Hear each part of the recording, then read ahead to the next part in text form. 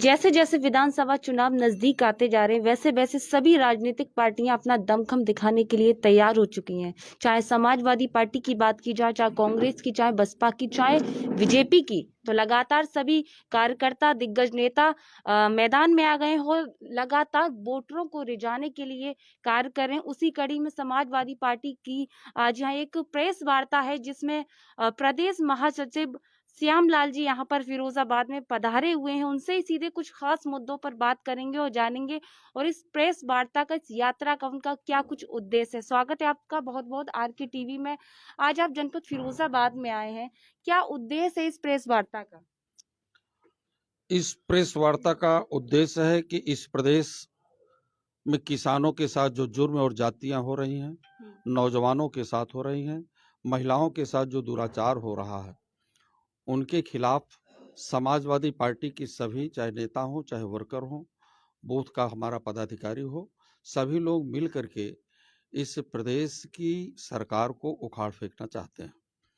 ऐसी जुर्मी सरकार जो किसानों के लिए बीज देने की बात आए, दवा देने की बात आवे, उनकी सिंचाई की बात करने की आवे, तो जब वो अपने हक के अधिकार की बात करें, आंदोलन करें, तो उनके रास्ते में बड़े बड़े भाले गाड़ दिए जाएं। ये कहाँ का न्याय है किसानों के साथ? लेकिन अब तो बिल वापस लेने की भी बात कर ली, पास भी हो गए हैं बिल। किस बिल की वापस करने की बात करते हैं? आप देखो, ये किसानों के लिए बिल ये देने का कौन काम किया था?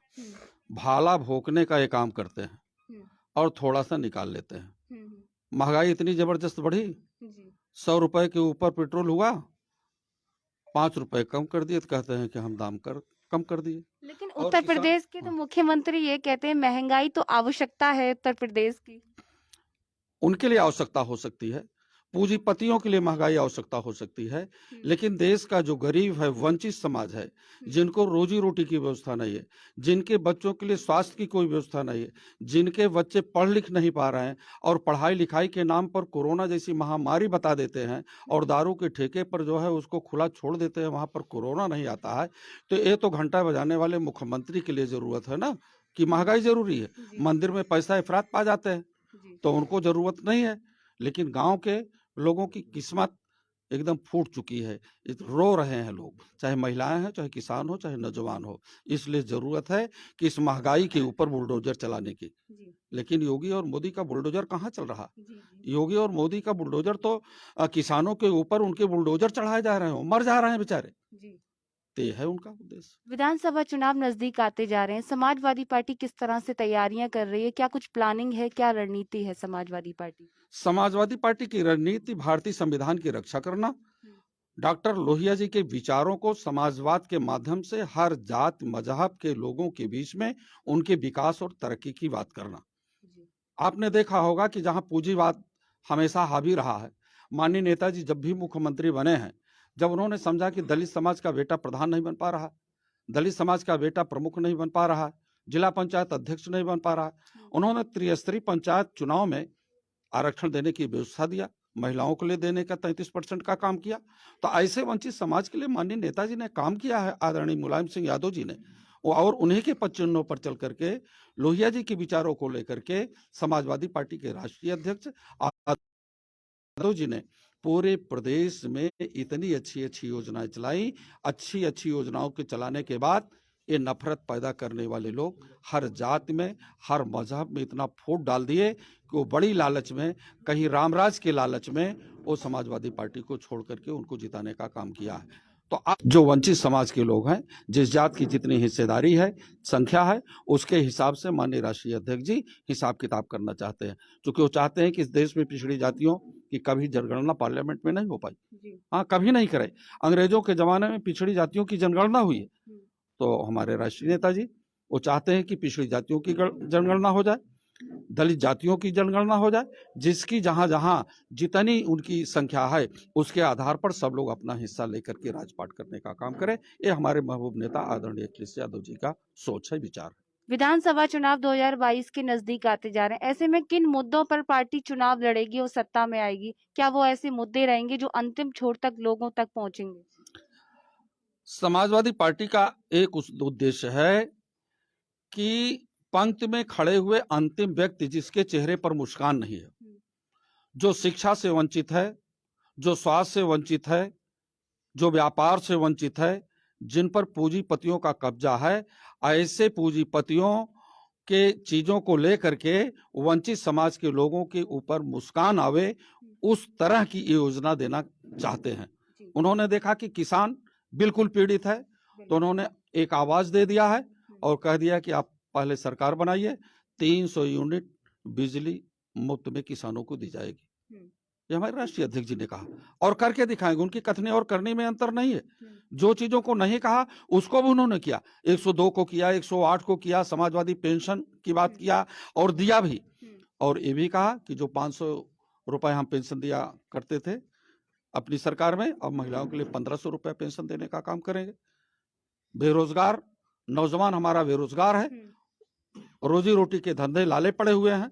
ये तो पकौड़ा बेचने वालों कहते हैं कि नौकरी दे देते हैं, लेकिन हमारे राष्ट्रीय अध्यक्ष जी ने कहा हम 10 लाख लोगों को नौकरी देने का काम करेंगे। योगी जी सरकार ने ये कहा था कि उत्तर प्रदेश में हम रोजगार दे रहे हैं, लेकिन हम जब देखते हैं तो अक्सर दूध बेचने वाले बीएड पढ़े बच्चे दूध बेच रहे हैं। इस पर आपकी क्या राय है?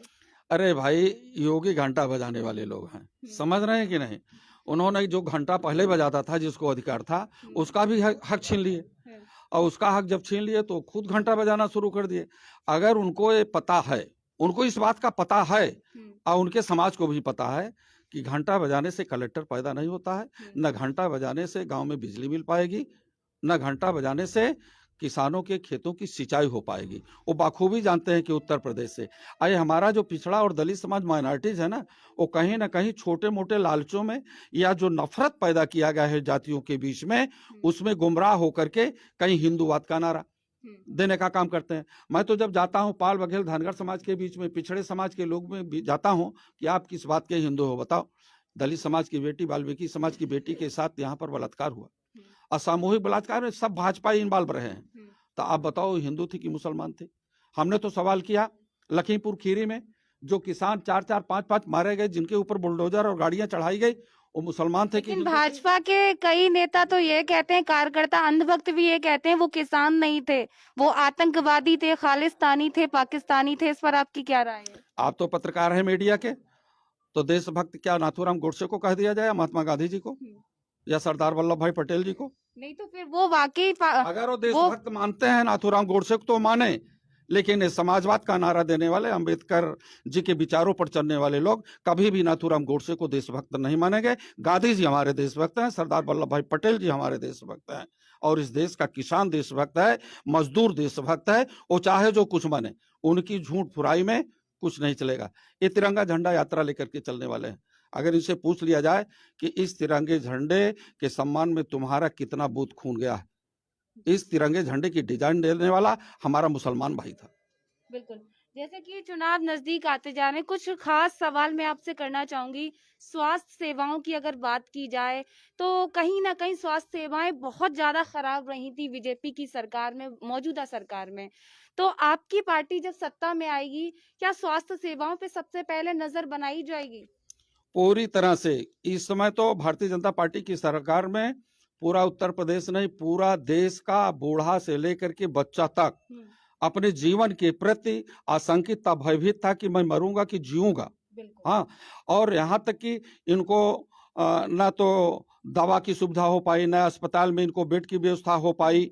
और आज भी आप देखें, कोरोना के लिए झूठे लोग बताते हैं कि इंजेक्शन लगाने वाले जो कोरोना के दे रहे हैं ना, कोविड-9, वो सब फर्जी जा रहा है, पानी उसमें डाल करके दे रहे हैं। ये क्या नाटक कर रहे हैं ये लोग? ये देश की जनता के साथ नाटक कर रहे हैं। इनको कायदे से विश्वविद्यालय बनवाना चाहिए, अस्पताल बनवाना चाहिए।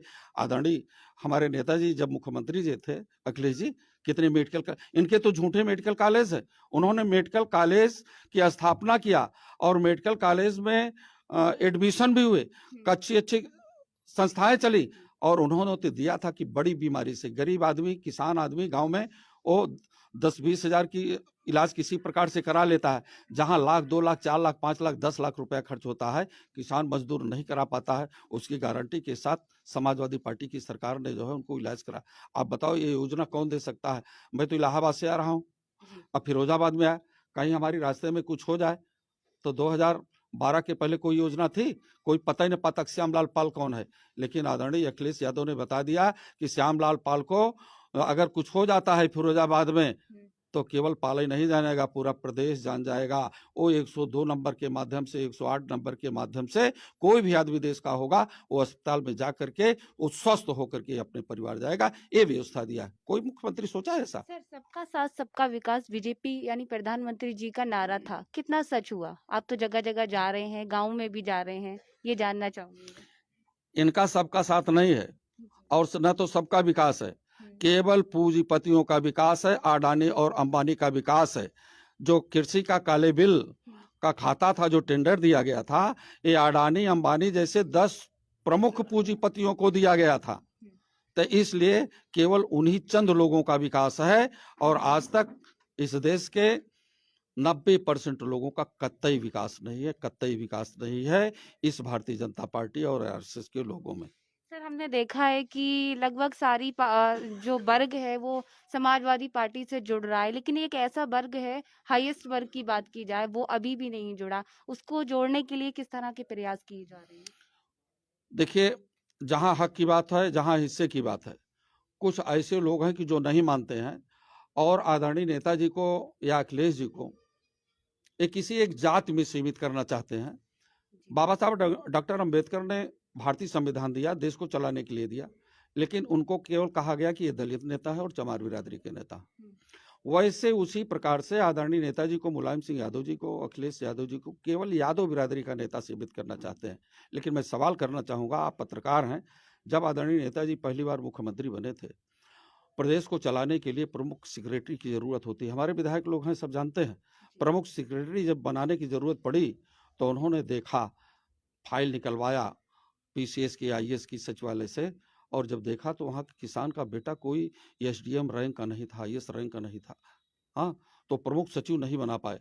तो सोचा कि क्यों ऐसा हुआ। तो उन्होंने जब देखा तो गांव की पढ़ाई हिंदी माध्यम से होती थी, शहरों की पढ़ाई पूंजीपतियों के लिए अंग्रेजी माध्यम से होती थी।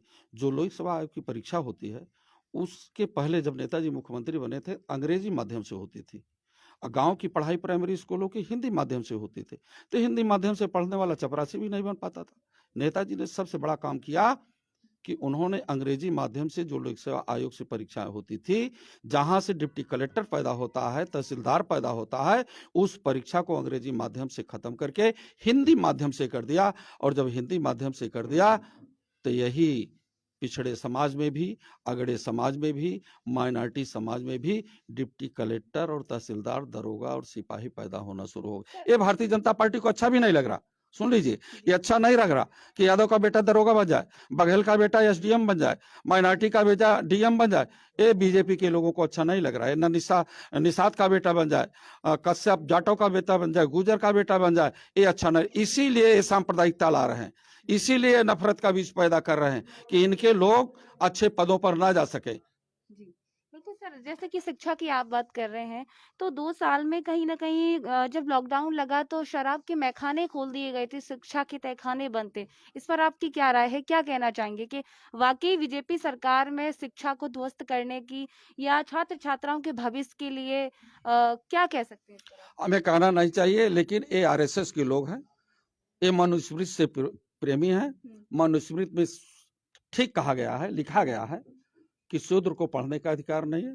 तो ये 85% जो समाज है वो आज भी चाहते हैं कि ये मूर्ख बने रहें, ये ना नौकरी की बात कर सके, लेकिन ना व्यवसाय मुख्यमंत्री की। तो ये कहते हैं हम स्मार्ट स्टडी बना रहे हैं, ऑनलाइन स्टडी कर रहे हैं। आपको 5-7 साल में कोई स्मार्ट स्टडी दिखाई पड़ रहा है? आप बनारस चले जाइए, जहां मोदी जी सांसद हैं, जी। चले जाइए, साला गंदी ऐसे ऐसे नाले पड़े हुए हैं कि आपको खड़ा होने में अपने आप को शर्म महसूस होगा। जी। हाँ, गंगा मैली की बात करते हैं, खुद मैले हैं, गंगा को मैली करने की बात करते हैं। बिल्कुल। सर, एक अहम सवाल, चूँकि विधानसभा चुनाव नज़दीक है तो आप एक प्रदेश के महासचिव भी हैं, तो कि अभी तक टिकटों का डिक्लेरेशन नहीं हुआ है, घोषित नहीं हुई है। जब तक टिकटें जल्दी घोषित नहीं होंगी तो प्रत्याशियों को तैयारी करने का भी समय या रणनीति बनाने का समय भी चाहिए। तो वो उस पर कब तक पार्टी विचार कर रही है? इस पर चिंता ना करें। समाजवादी पार्टी के माननीय राष्ट्रीय अध्यक्ष जी जिस प्रकार की अपनी तैयारी कर रहे हैं, इस तरह का तैयारी जो है कभी अभी नहीं हुई है। हाँ, और रात में जब 4 बजे किसान और मजदूर उनकी मीटिंग को उनको सुनने के लिए आता है। आपने देखा गाजीपुर से लेकर के सुल्तानपुर में 7 बजे की मीटिंग थी, 4 बजे भोर में माननीय राष्ट्रीय अध्यक्ष जी पहुंचते हैं। आदमी गिन नहीं सकता था कि कितने आदमी जो है ठंडी रात में वहां पर थे। तो इसकी चिंता न करें, टिकट घोषित हो जाएगा, अच्छे लोगों का घोषित होगा और समाजवादी पार्टी के सभी कार्यकर्ता और नेता लामबंद हैं कि हम विधायक नहीं देखना चाहते हैं, हम अपनी सरकार देखना चाहते हैं। वो चाहे जिसको टिकट दे देंगे। जी। हाँ, ईमानदारी से हमारे नेता और कार्यकर्ता उसको अपनी वोट दे करके, दिलवा करके, उसको विधानसभा में भेज करके अपने महबूब नेता को मुख्यमंत्री 2022 में बनाएंगे। सर, चुनाव के लिए क्या खास मुद्दे होंगे? क्या कुछ जनता ने झेला है, फेस किया है? समाजवादी पार्टी जब सत्ता में आएगी तो क्या वो मुद्दे होंगे या सत्ता में आने के लिए? सत्ता में आने के बाद जितना काम जनहित में, किसानों के लिए, मजदूरों के लिए, नौजवानों के लिए, विद्यार्थियों के लिए, जी। आप बालिका हैं, यही बालिकाएं जो है विद्यालय में पढ़ने के लिए नहीं जाती थी, दूर विद्यालय होता था। हाँ, गार्जियन भयभीत रहता था कि हमारी बेटियों के साथ क्या होगा, एजुकेशन से वंचित रही हैं। लेकिन माननीय नेताजी ने क्या किया, 20,000 कन्याधन उनके प्रोत्साहन स्वरूप दिया था। वो शादी विवाह के लिए नहीं दिया था कि वो कम से कम इंटर पास हो जाएंगी तो बीए करेगी, बीए करने के बाद बीएड करेगी, बीएड करेंगी तो वो भी अध्यापिका बनेगी। ये व्यवस्था देने का काम किया था। तमाम सारे मुद्दे हैं, बहुत सारी चीजें हैं, किसानों के लिए मुद्दे हैं, विद्यार्थियों के लिए मुद्दे हैं, नौजवानों के लिए मुद्दे हैं, सर, भारतीय संविधान का मुद्दा है जो भारतीय संविधान के आधार पर है। भारतीय जनता पार्टी कभी नहीं मानी कि भारतीय संविधान हमारा संविधान है। सर, एक खास सवाल मेरा है, जैसे कि देखा जा रहा है कि परीक्षाएं जब होती हैं बहुत सारे पेरेंट्स अपने बच्चों को धन जुटाकर तैयारी कराते हैं, लेकिन परीक्षाएं रद्द हो जाती हैं। किसकी कमी, किसे दोषी मानते हैं आप? इसको मैं सरकार को पूरी तरह से दोषी मानता हूं। उत्तर प्रदेश लोक सेवा आयोग की परीक्षा का पेपर, निबंध का पेपर आउट हुआ, सरकार दोषी है। जब सरकार दोषी है तो वो जो वहां पर चेयरमैन थे उनके साथ कौन सी कार्रवाई हुई? पेपर आउट करने वाला किसी भी कॉलेज से या कहीं से भी आउट हुआ तो उसके ऊपर कौन सी कार्रवाई हुई? हाँ, उनके जो लोग हैं उनको बचा देते हैं और जो पिछड़े समाज का एक कटियार था पटेल कुर्मी बिरादरी का, उसको फंसा दिया गया, वो जेल में गई, सिक्योरिटी थी लोक सेवा आयोग की। सर, पुलिस के लिए आप क्या कहना चाहेंगे? क्योंकि लगातार हम देख रहे हैं थानों में हिरासत में मौतें हो जाती हैं, जबकि योगी जी ये कहते हैं कि हमने गुंडा राज खत्म किया। तो क्या मानते हैं, पुलिस गुंडा हुई या पुलिस ने अपने हाथ में कानून ले लिया? आए दिन हिरासत में मौतें हो रही हैं। ऐसा है कि ये जो गुंडा राज है ये योगी का गुंडा राज है। जी। योगी जो चाहेगा वैसे पुलिस करेगी। हाँ, अगर वो गुंडाई करवा रही है तो गुंडाई करेगी। आपने कासगंज में क्या देखा? जी। पुलिस हिरासत में एक नौजवान बच्चे की मृत्यु हुई। जी। हाँ, पुलिस सरकार ने क्या कार्रवाई की? वहाँ के एसपी के साथ कौन कार्रवाई की? थानेदार के पास कौन सी कार्रवाई की? जी। हाँ? बिल्कुल। सर, आप जनपद फिरोजाबाद में आए हैं, यहाँ बैठक की है, कई दिग्गज नेताओं से, यहाँ कार्यकर्ताओं से मिले हैं। क्या कुछ खास बातें हुई या हाईकमान का कुछ संदेश या मैसेज लेकर आए हैं आप? हाईकमान जी का संदेश सभी कार्यकर्ताओं में है। बूथ स्तर पर तैयारियां हो रही हैं। जी।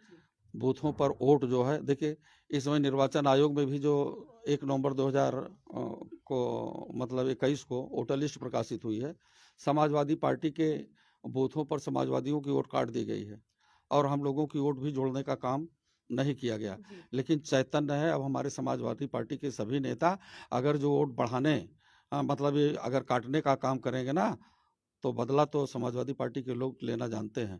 अगर उनकी वोट कटेगी, हाँ, जी। हमारी वोट कटेगी तो उनकी भी वोट कटेगी, हमारी वोट नहीं बनेगी तो उनकी भी वोट नहीं बनेगी। इस टाइप का आंदोलन हमारे समाजवादी पार्टी के लोग सभी करेंगे और निर्वाचन आयोग किसी भी प्रकार से अगर बेईमानी करने की कोशिश करेगा, ममता बनर्जी को पश्चिम बंगाल में आपने देखा, जी। हाँ, कितनी बड़ी बेईमानी करने की साजिश रची गई है और ममता बनर्जी की चुनाव से भी ज्यादा मजबूती से चुनाव उत्तर प्रदेश का लिया जा रहा है और सभी भारतीय जनता पार्टी का विरोध करने वाले लोग, जितनी भी पार्टी के लोग हैं, सब समाजवादी पार्टी के नेता के साथ खड़े होंगे और 2022 में घंटा बजाने वाले को हवा निकालने का काम जी, करेंगे। बिल्कुल।